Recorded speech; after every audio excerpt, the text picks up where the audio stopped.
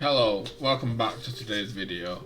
In today's video, we're just gonna have a quick look over the pull free cards and if you should buy them with your tokens. Just a quick discussion about which ones I would recommend, which ones I'd recommend not getting, which ones are good for you, which ones are good for the type of deck you like, which ones you should avoid, which ones you should consider buying.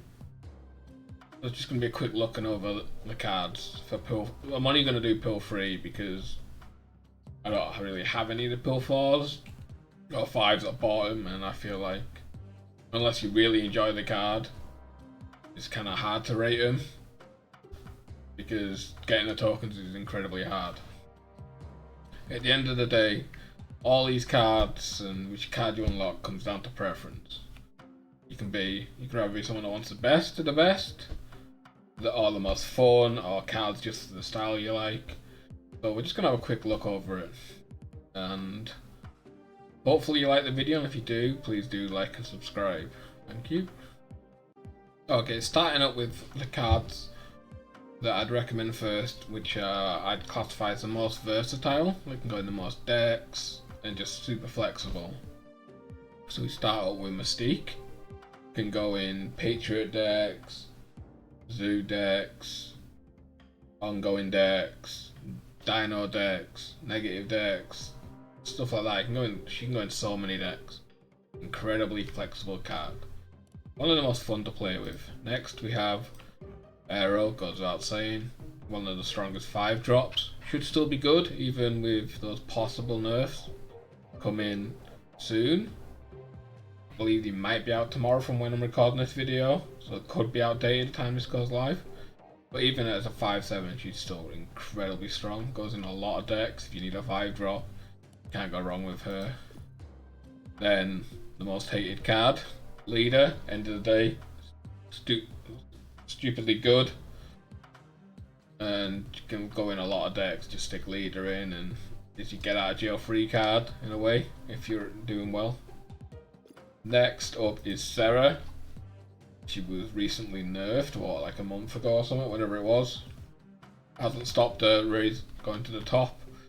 Surfer made her incredible. You can fit in a lot of decks. I've seen her played in the Zabu decks and stuff like that. She's a solid card, incredibly strong. Definitely worth the purchase. Next up we have Wave. Love this variant. Wave goes in a lot of decks, like the ramp decks, Death Wave decks, Galactus, other big decks. Just a good card for cheating stuff out. One of my favourite cards because I love cheating out big cards. Next we got Doctor Doom, which is one of my favourite 6 drops because spreading 5 power on each location has won me so many games. It's just a strong 6 drop you can't go really wrong with. Next up we have Daredevil, one of my favourite tech cards. Seeing what the opponent does on 2 is incredibly strong. See what the opponent can do on 5, should I say. 2 cost, incredibly strong. You can combo with so many cards, making the card super flexible. Next up we have Magneto, being able to move cards around. 12 cost as well. Really strong 6 drop. I've only recently got him, and he goes in any deck that I really need a 6 drop. Him and Doom are my go-to 6 drops. Love it. Next up, the best doggo. Ignore anyone that says Cosmo's the best doggo. This is the best dog. Lockjaw. Go in rampy type decks, lottery type decks where you're just trying to roll out some good cards with 4. It goes in discard, which is my favourite type for the deck. It's a fun card and incredibly enjoyable to play with. Next we have Wong. Plenty of combos that can go with this. Hard to get off, but when the combo works, it's incredible. Such an amazing card to play with. What have we got here? We've got Rescue. One of my favourite 4 drops. I don't see many people use it that often. She's jumped up in popularity a little bit this week with Zabu coming out, but she's one of my favourite. She's just incredible. 4-9 if you play on her. It's just perfect stats. Next up we have Hood. 1-2 gives you a 1-6 demon. Goes in. Can go in quite a lot of decks because the destroy package is that good right now. You stick this in with Carnage and Nova. It's just a really good card. Mysterio. Been playing a lot more of Mysterio this week with like Sarah Bishop type decks and stuff like that. It's stupidly fun. Super flexible, can go and destroy packages and it can go in Patriot decks, Zoo decks. Incredible.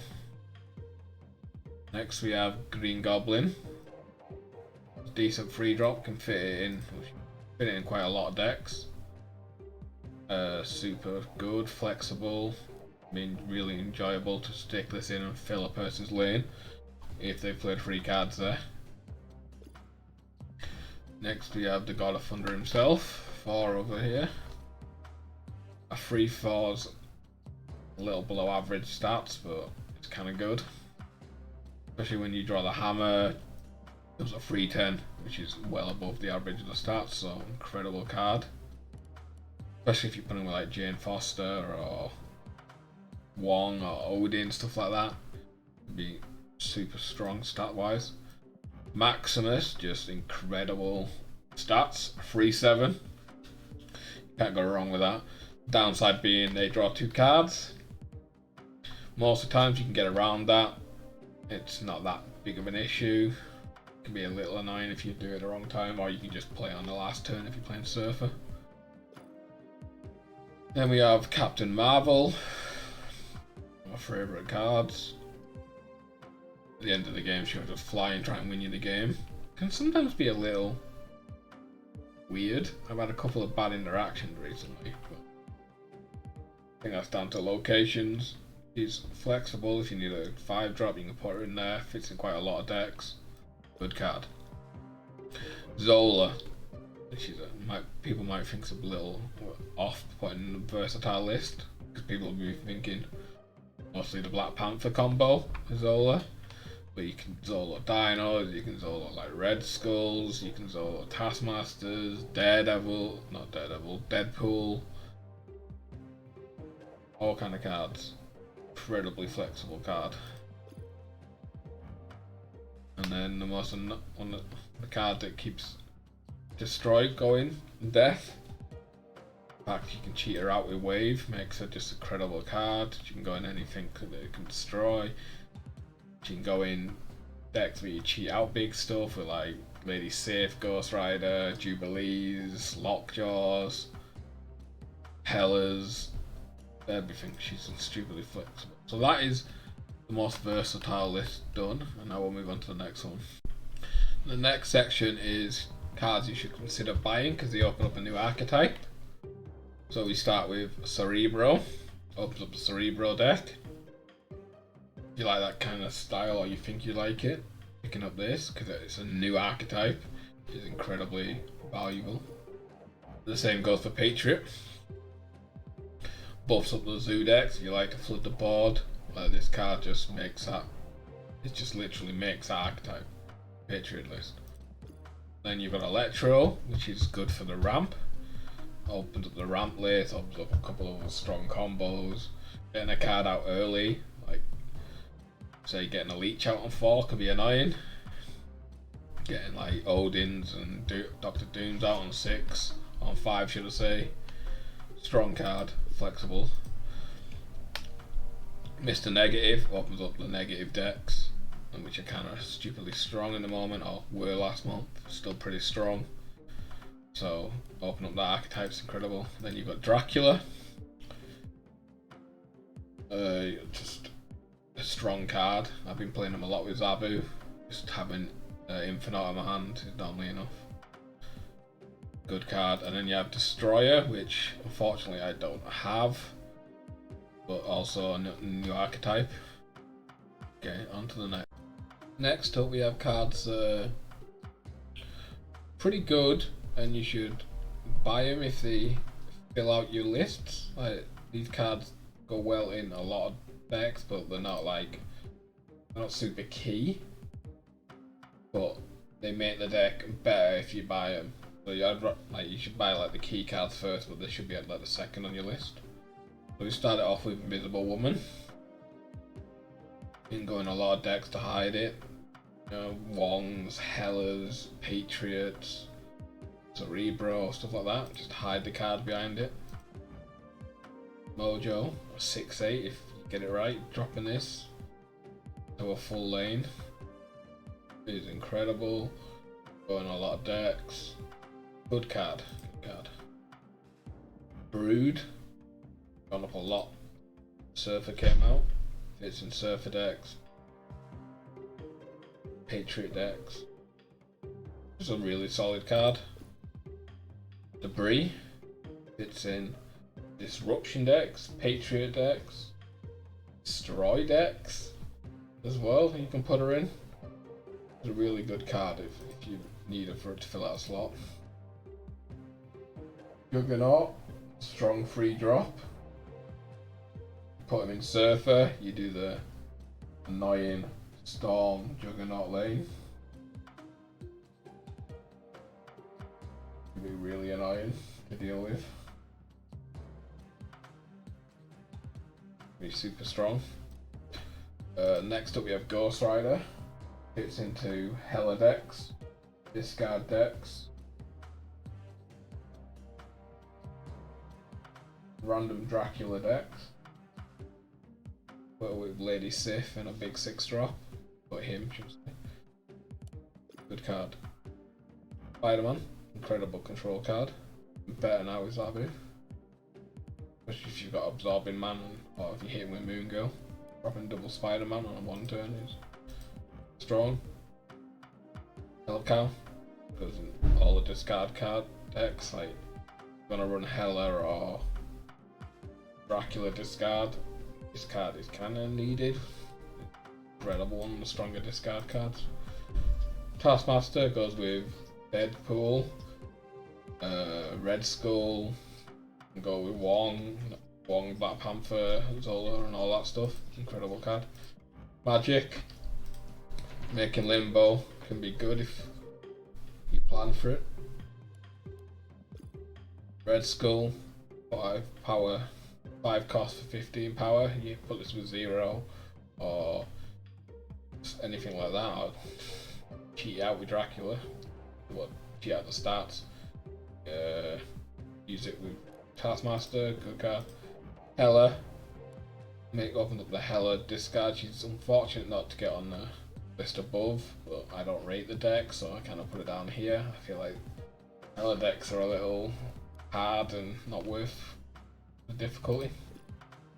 Okay, we've gone through a lot of the main ones, so we're just gonna speed it up a little bit. I don't want the video to be too long. So the next list is find cards to buy to complete a list. So like if they're like the last card or last 2 cards that you need to complete a list, it could be worth spending the 1000 tokens on in most cases. So you've got Beast, which is good for the bounce decks.